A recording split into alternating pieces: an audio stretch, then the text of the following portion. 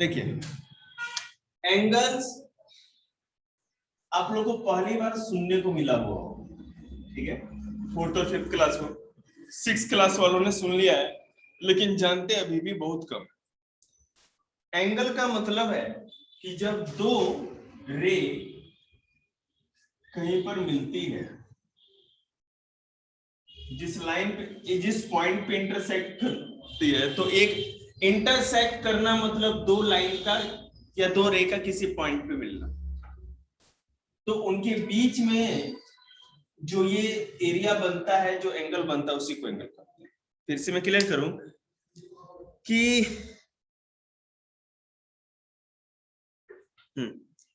कोई बात नहीं,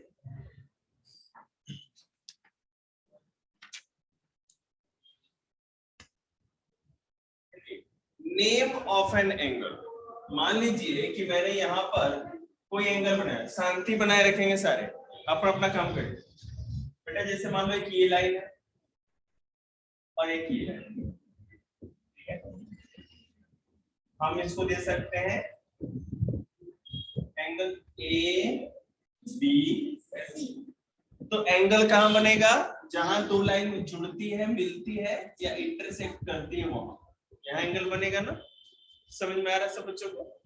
अरे दो लाइंस जहां पे जुड़ती है उस पॉइंट पे एंगल बनता है, पहला बात तो ये। अब हमें पता है ये जो एंगल है ये तो केवल बी है, पॉइंट बी पे एंगल बना है तो एंगल बी लिख देंगे। या पूरा एंगल निकलना है तो क्या कहेंगे? Angle A B C, angle A B C. क्या डी बनाओगे तब तो होगा, कुछ भी हो जाएगा। किस पॉइंट पे बी पर दोनों लाइन मिल रही है ना, तो जहां मिलेगी वहीं पर वो एंगल माना जाएगा। आगे देखिए, अब parts of an angle. Angle के पार्ट्स क्या क्या होते हैं, कौन कौन से? देखिए, जहां दो लाइंस मिलती है उस पॉइंट को उस एंगल का वर्टेक्स कहते हैं। तो पॉइंट बी इस एंगल का क्या होगा निशांत? वर्टेक्स। क्या? वर्टेक्स। समय आप भी ध्यान देना, जहां भी दो लाइन मिलेगी और जहां एंगल बनेगा उस पॉइंट को उस एंगल का वर्टेक्स कहते हैं। ये तो समझ में आ रहा होगा आप लोगों को। और जो दो लाइंस होगी वो आर्म्स कहे जाएंगे। आर्म्स मतलब कि हाथ, भुजाएं, हिंदी में भुजा करते हैं। तो ए बी एक आर्म हो गया और बी सी एक आर्म हो गया। तो किसी भी एंगल में दो चीजों का होना बड़ा कॉमन है। पहला, एक वर्टेक्स होगा जिस पॉइंट पे वो मिलता है। दो लाइन के जुड़ने से ही एंगल बनेगा, कभी भी एक लाइन से एंगल नहीं बनता।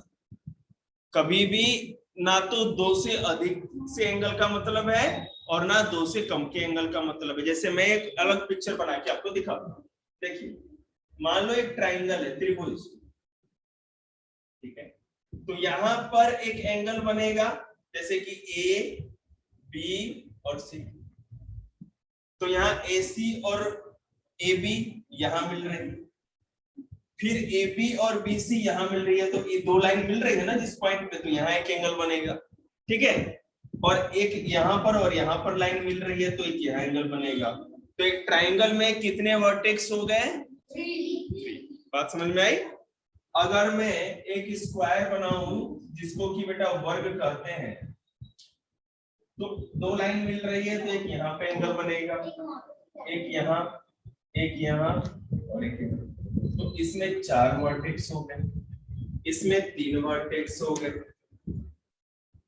उसी तरह अगर हम एक रेक्टेंगल या आयत बनाते हैं, रेक्टेंगल समझ में आता है ना, आयत जिसका 2 साइड बराबर हो, और वर्ग या स्क्वायर में जिसके चारों साइड बराबर हो, और ट्राइंगल जिसमें कि 3 साइड बराबर। तो यहाँ पर बेटा क्या होगा, एक तो सेम स्क्वायर की तरह या वर्ग की तरह ही इसमें भी क्या होंगे, 4 वर्टेक्स होंगे। समझ में आई बात आप लोग को?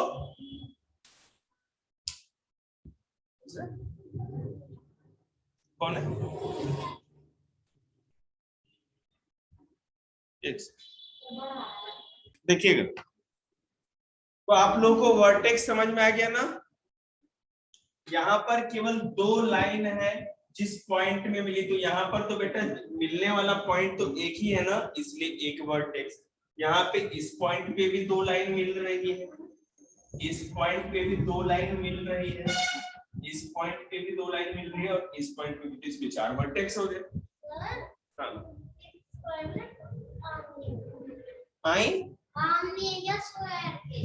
आम बेटा, आम सीजन से खत्म हो गया। आर्म्स पता है बेटे, तो वो बताइए ना, वर्टेक्स तो पहले क्लियर। इसमें भी देख रहे हो तीन वर्टेक्स है, इसमें भी देख रहे हो कि चार वर्टेक्स है। ये समझ में आ रहा है सबको वर्टेक्स? किसको नहीं आया तो वर्टेक्स नहीं समझ में आया तो दिमाग में पत्थर ठूस के लाते हो। अरे जिस पॉइंट पे, ये पॉइंट देख रहे हो जहां दो लाइन मिलती है, देख रहे हो ना, यहाँ पर दो लाइन मिल रही है, एक इधर वाली एक इधर वाली, एक ये पॉइंट, एक इधर वाली लाइन और एक इधर वाली, ये दो पॉइंट यहाँ मिल रही है। यहाँ पर भी दो लाइंस मिल रहे हैं और यहाँ पर भी दो लाइन मिल रहे हैं, हर जगह दो दो लाइन मिल रहे हैं ना। तो जहां पे दो लाइन जा करके मिलती है जिस पॉइंट पे, उस पॉइंट को वर्टेक्स कर। तो किसी पिक्चर में चार मिल सकती है, किसी पिक्चर में पांच मिल सकती है, कितनी भी मिल सकती है।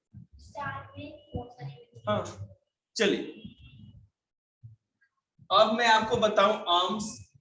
तो यहाँ पर एक और दो, दो लाइन है तो दो आर्म्स, यहाँ पर चार लाइन है तो चार आर्म्स, इसमें तीन लाइन है तो तीन आर्म्स, इसमें भी चार लाइन है तो चार आर्म्स। ठीक है, ये तो समझ में आ ही रहा होगा आप लोगों को, और नहीं आ रहा तो कुछ करो अपने दिमाग पर।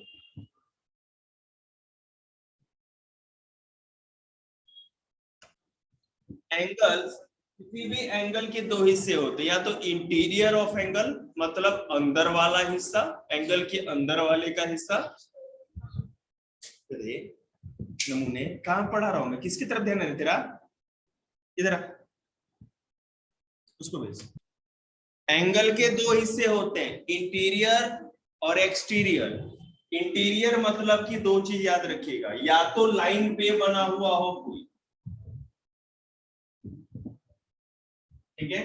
अब देखो ये सी जो है इस लाइन के ऊपर है ना, आर्म्स के ऊपर, एम भी आर्म्स के ऊपर है, तो ये क्या हो गया इंटीरियर, और इस दोनों लाइन के बीच में जो भी होगा वो भी क्या कहा जाएगा, इंटीरियर ही कहा जाएगा।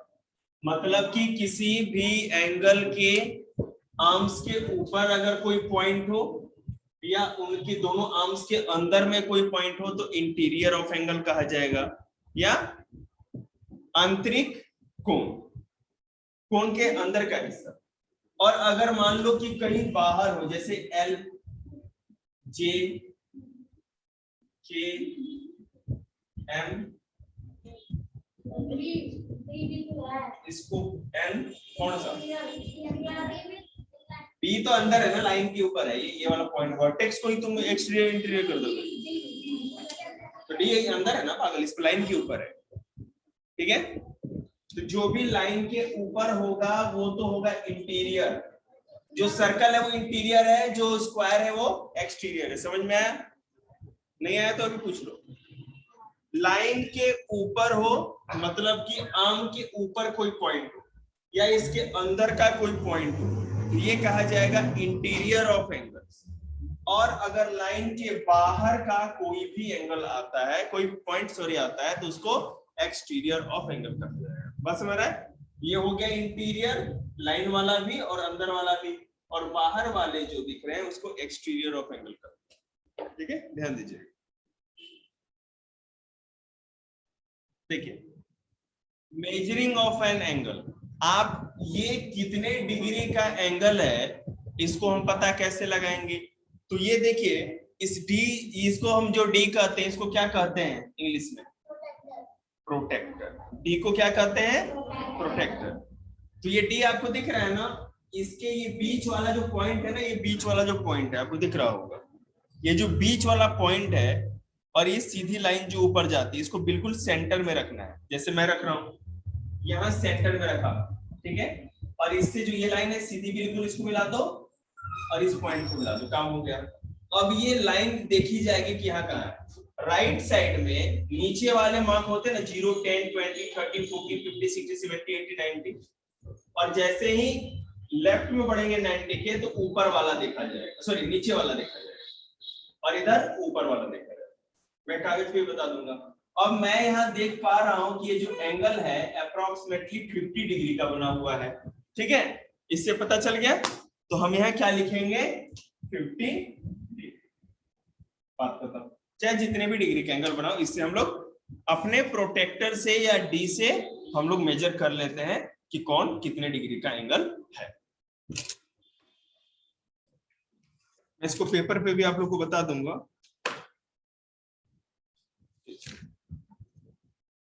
अब कहा जाए कि कंस्ट्रक्शन ऑफ एन एंगल, अब कहा जाए कि नापना नहीं है, आपको बनाना है। यहाँ बैठ जाओ ना छोटी वाली कुर्सी पे, क्यों नहीं दिख रहा है तो क्यों उधर परेशान हो रहे, मुंडी टेढ़ी कर रहे हो। तो मैं बोल रहा हूँ लट्टू सबसे लास्ट। तो ये कैसे किया जाएगा देखिए, हम बता रहे हैं। कभी भी एंगल बनाने के लिए पेपर पे हम क्या करते हैं, अपना एक स्केल लेंगे। ये देखो जैसे कि स्केल है, पता है आप लोगों को स्केल को क्या कहते हैं इंग्लिश में, रूलर। अरे वाह, वेरी गुड। अब रूलर है तो बेटा ये रूलर लिया हमने अपने पेपर पे, एक हमने लाइन ड्रॉ कर दी। मैं थोड़ी बड़ी करूंगा, ठीक है ना, आपको बताने के लिए जरूरत है। एक लाइन ड्रॉ कर दी। उसके बाद हमें क्या करना है कि सॉरी टेढ़ी, एक बिल्कुल स्ट्रेट लाइन खींचनी इस तरह से, ठीक है। उसके बाद जो हमारा ये प्रोटेक्टर है ना, इसकी हेल्प से हम लोग क्या करेंगे, एंगल बनाएंगे। आप 90 डिग्री से छोटा पहले कोई एंगल बोलो, क्या बनाना चाहते हो?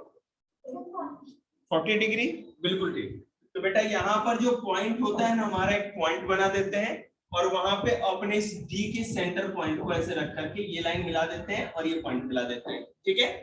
अब इसके ऊपर वाला नहीं, इसके अंदर वाले में 40 लिखा होगा, वहां पर एक 40 डिग्री का पॉइंट लगा देंगे इसके सामने करके, ठीक है। उसके बाद क्या करेंगे, हम स्केल लेंगे, उस पॉइंट को और इस पॉइंट को मिलाते हुए ऐसे बना देंगे। मैं थोड़ा बड़ा बना के दिखाता हूँ आपको, ठीक है। ये हो गया आपका एंगल ए बी सी, और ये हो गया बेटा आपका 40। कितना आसान है ना। हाँ, और ये तीनों ही इंटीरियर है। कौन सी इंटीरियर? बिल्कुल बिल्कुल। अब अगर आपसे कहा जाए कि आप बिना शर्माए 180 डिग्री का एंगल बनाइए, कैसे बनेगा? देखो मैं आपको कुछ चीजें सिखाऊं। अगर 90 डिग्री का कहे तो आपको क्या करना है, उसी तरह एक लाइन लेनी है और जैसे ही डी रखोगे बेटा, है ना, तो सबसे एकदम बिल्कुल ऊपर यहाँ पे एक पॉइंट आएगा 90 डिग्री का, तो इसको इस तरह मिला देंगे। ये हो गया हमारा 90,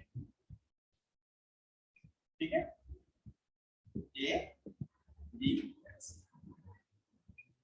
अगर आपसे 90 डिग्री से बड़ा जब एंगल पूछा जाता है तब हम लोग इधर बनाते हैं, और 90 डिग्री से जब छोटा पूछा जाता है तो यहाँ से इस साइड बनाते हैं, ठीक है।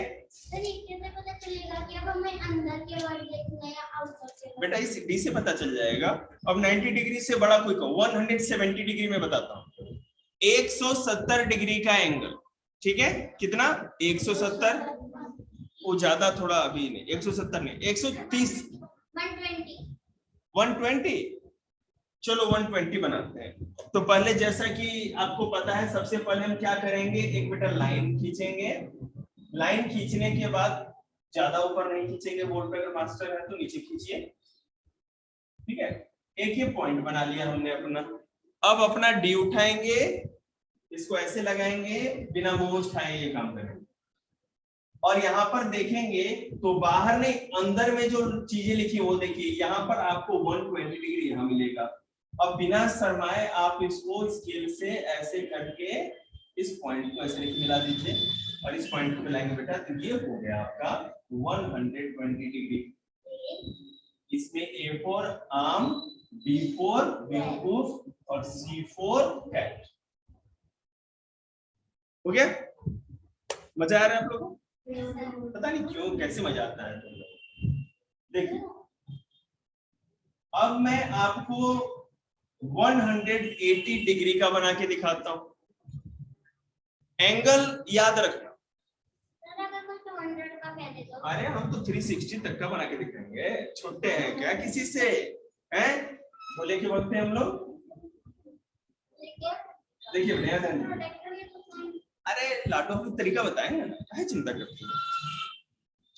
सबसे पहले मैं अब आपको बताता हूं कि अगर 180 डिग्री का एंगल कहा जाए तो जैसे ही बेटा आप इसको यहां पर रखोगे ना तो 180 डिग्री आपको कहां दिखेगा, यहां। ठीक है, तो इसी से लाइन बढ़ा दीजिए और ऐसे करके एक एंगल चढ़ा दीजिए, इसी को कहेंगे बेटा 180 डिग्री। तो ये क्या हो जाएगा आपका, सर इस लाइन को और बड़ा कर देते हैं, ए बी, सीधी लाइन 180 डिग्री हो जाती है। ठीक है, बात समझ में? इस पॉइंट पे रखेंगे ना, इस पॉइंट पे आप रखोगे तो ये बिल्कुल सीधे, यहाँ 180 डिग्री, तो यही लाइन बढ़ेगी ना। यहाँ पॉइंट लगाया हमने, यहाँ पॉइंट लगा, इसको बढ़ा दिया और इसके ऊपर एक एंगल कर दिया। अब अगर कहा जाए जैसा कि सौम्या दीदी चाहती हैं कि 220 डिग्री का एंगल बनाना है, 220 डिग्री का एंगल बनाना है, तो इसमें तो कुछ करना ही नहीं है। आप लोग को फिंगर खाने में ज्यादा मेहनत करना पड़ता है नहीं ना, बस उतना ही छोटा काम है। देखिए फिंगर खाने में मेहनत है, शर्म नहीं आया फिंगर खाने में क्या मेहनत।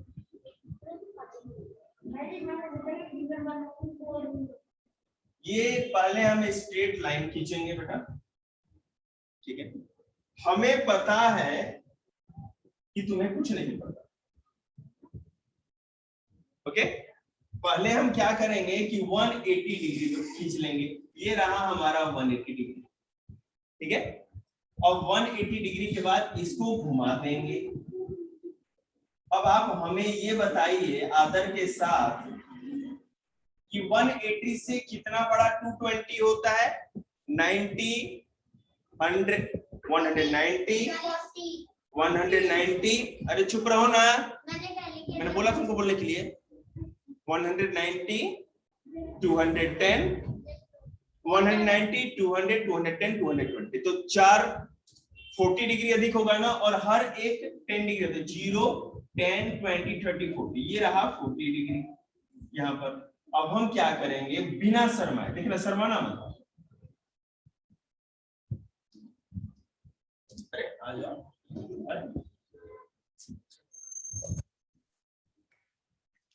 नहीं तो हम क्या करेंगे बेटा, ये जो एंगल हमारा पॉइंट मिला इसको लेकर कैसे करके नीचे की तरफ ऐसे करेंगे और कहेंगे कि बाबूजी आप तो कमाल हो। सॉरी बेटा ऊपर नहीं नीचे, ए बी सी, और ये हो गया 220 डिग्री। अब कहा जाए कि सर जी आप 360 डिग्री बनाइए, तो बहुत ज्यादा चक्कर नहीं आएगा, उसमें तो कुछ करना ही नहीं है। देखिए किस तरह बन जाएगा, कुछ मत करना, बिना सोचे समझे ऐसे एक आपने लाइन ड्रॉ की, ठीक है। और ये है ना, ये घुमा के लाइन को हम इसी में पूरा कर देंगे। देखिए हम बता रहे हैं, चिंता मत। और क्या, ये जैसे हमारी लाइन है हमने खींची, हमें पता है कि 180 डिग्री कहाँ होगा, यहाँ होगा ना, 180 डिग्री यहाँ होगा, और 360 डिग्री कितना होता है, 180 और 180, 180 को डबल कर देंगे तो 360 हो जाता है ना। तो फिर इसको घुमा के इधर से भी ऐसा करते हैं, तो ये हमारा 360 डिग्री। खैर आप लोग को तो इतना पूछा ही नहीं जाएगा, तो सारे एंगल सीख गए आप लोग, तो पता चलेगा जब आप करेंगे खुद से बने। तो देखिए एंगल्स, राइट एंगल होता है, एक्यूट होता है, ऑब्ट्यूज, और भी मैं आपको बताऊंगा जितना बोर्ड पे जगह पर, ये 4 देख ले, ठीक है। Right angle, acute angle, obtuse angle, एक फोर्थ और भी बना लेते हैं, हमारे पास जगह है, स्ट्रेट एंगल। स्ट्रेट एंगल, और वो कौन सा होता है जो कि 90 डिग्री वाला होता है, 180 डिग्री होता है, ठीक है। देखो जो एंगल 90 डिग्री का एंगल होता है, मतलब जो केवल 90 डिग्री, ना तो 90 डिग्री से बड़ा ना छोटा ना किसी भी तरह का, नहीं 90 डिग्री का या 90 डिग्री का जो एंगल होता है उसको कहते हैं बेटा राइट एंगल। समझ में आया? जो 90 डिग्री का एंगल होगा सौम्या दीदी उसको राइट एंगल कहेंगे। उसके बाद है हमारा एक्यूट एंगल, जो भी 90 डिग्री से छोटा हो। बेटा ये 90 डिग्री है, इससे हम जैसे ही राइट में जाते हैं नीचे की तरफ तो एंगल छोटा होता जाता है। मान लो ये बेटा क्या है कि 65 मान लो, 65 तो ज्यादा होता है, 70 डिग्री अप्रॉक्स। ठीक है, तो जब भी कोई 90 डिग्री से छोटा एंगल होता है तो हम उसको कौन सा एंगल कहते हैं? एक्यूट। एक्यूट। और जब भी कोई एंगल, जैसे ये 90 डिग्री था ना, इससे बड़ा एंगल है 110 डिग्री का है, तो 90 डिग्री से जब लेफ्ट की तरफ मतलब कि बड़ा एंगल हो जाएगा तो हम उसको कौन सा एंगल कहेंगे? ऑब्ट्यूज। और जब 180 डिग्री का एंगल मतलब कि बिल्कुल सीधी लाइन हो जाएगी तो उसको कहेंगे स्ट्रेट एंगल। ठीक है, फिर से मैं समझाऊंगा, चिंता मत करो। देखो 90 डिग्री का एंगल, बोलो तुम लोग पीछे से, राइट एंगल। हम बोले 90 डिग्री का एंगल, पीछे से बोलो तो सब करें 90 डिग्री का एंगल। अरे आंसर बोलो, राइट एंगल। 90 डिग्री से छोटा एंगल एक्यूट, एक्यूट एंगल, और 90 डिग्री से बड़ा ऑब्ट्यूज। छोटा होगा तो एक्यूट और बड़ा होगा तो ऑब्ट्यूज। ठीक है, और बिल्कुल सीधी लाइन बन जाए मतलब कि 180 डिग्री का बन जाए तो। बाबू आप खाते खाना वाना खाते हो? कुछ लगता तो है अच्छा खासा खाते हो, तो बोला करो स्ट्रेट एंगल। ठीक है, अब मैं आपको और भी जो एंगल से देखिएगा। उसके बाद 180 डिग्री को कौन सा एंगल कहते थे सौम्या? बस नहीं है ना, देखो बेटा आपका ध्यान नहीं है ना, मैंने पकड़ लिया। स्ट्रेट एंगल 180 डिग्री का एंगल कैसे बनता था? ऐसे बनता था ना। ठीक है, तो अब रिफ्लेक्स एंगल की बात करें, वो एंगल बेटा जो 180 डिग्री से बड़ा हो। वैसे एंगल जो 180 डिग्री के एंगल से बड़े होते हैं उसको रिफ्लेक्स एंगल्स कहते हैं। आपको दिख रहा है 210 180 से बड़ा है ना। एंगल ऑफ 0 डिग्री, जैसा कि हिमांशु ने बोला, अगर बेटा कभी भी कोई एंगल ही नहीं बने तो उसी को एंगल ऑफ 0 डिग्री करते हैं। ठीक है, कोई एंगल ही ना हो। फिर से मैं बताता हूं उसको। When the two arms of an angle overlap each other, मतलब कि एंगल कब बनेगा? जब उसके दो आर्म होंगे, नहीं तो लूल्हा हो जाएगा ना। तो दोनों आर्म्स एक दूसरे के ऊपर ओवरलैप, एक ऐसे था एक ऐसे तो एंगल बना था, घूम करके फिर उसी के ऊपर आ गया दोनों। अब दोनों आ गए तो कोई एंगल ही नहीं बना, उसी को एंगल ऑफ 0 डिग्री कहते हैं। बात समझ में आई? आगे नहीं नहीं नहीं, वो नहीं है ना, क्योंकि बेटा यहाँ पर एक आर्म इधर है और दूसरी आर्म है ना यहाँ से स्ट्रेट होकर के बिल्कुल सीधी हो गई है, इसलिए इस पॉइंट की इधर एक आर्म है एक इधर आर्म, और यहाँ पर एक आर्म और फिर ये दूसरी आर्म, दोनों एक ही लाइन पे घूम के आ गए।